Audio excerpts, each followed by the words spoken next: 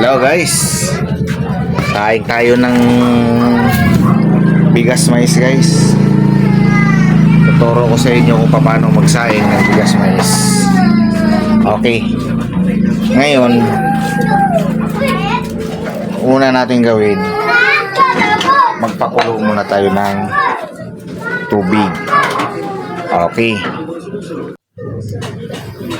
so guys, pakulo na muna tayo ng tubig para sa ating sinaing ng mais. Good for your heart, saka iwas high blood yung pagkain ng mais, kaya mas maganda.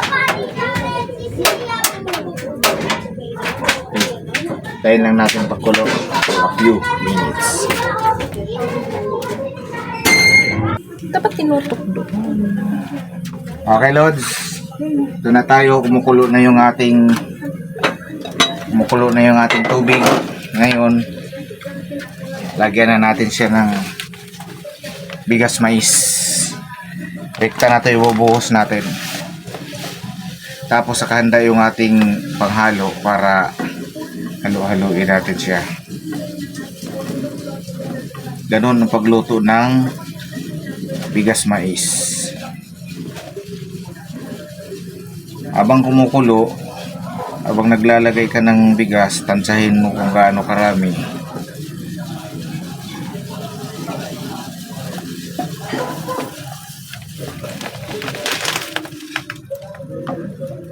Ang pa.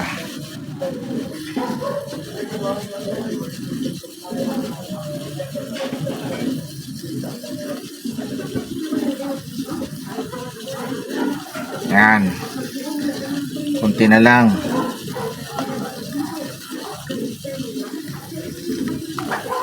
Kailangan kasi dahan-dahan ng pagbuhos para matansya mo yung bigas kung gaano karami yung bigas mais niya. Yan. So ngayon, continue lang ng paghalo hanggang sa medyo matuyo na siya,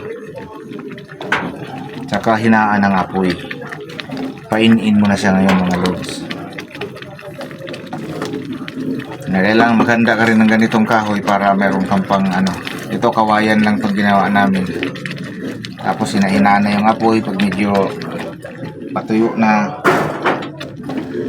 Ayan. Ayan o. Ayan na o.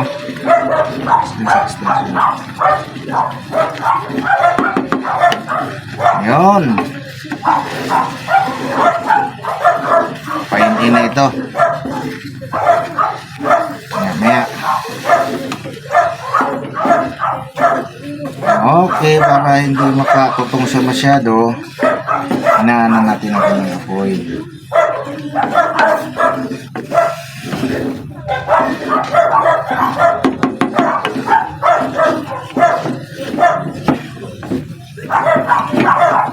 Yan. Di na.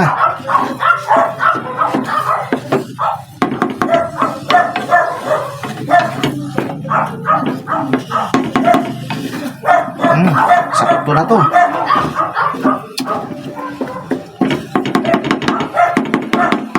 Okay, hinaan na natin siya. Paininan na natin siya ng dahan-dahan ng apoy. Pagkaganyan na siya lods, medyo tuyo na, natin na siyang takpan ngayon. So mamaya na naman ng kaunti, saka natin titingnan kung luto na siya.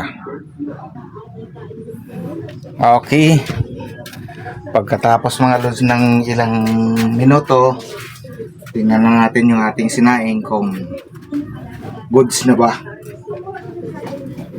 Tingnan natin siya kasi hindi dapat patagalin para hindi masyadong makapal yung tutong. Wow, ang ganda na ng ating sinaing mga lods. Pwede na, mamaya na lang, kakain na tayo. Yummy. Yan na, okay na yan mga idol. At ang bango na ng mais natin na sinaing.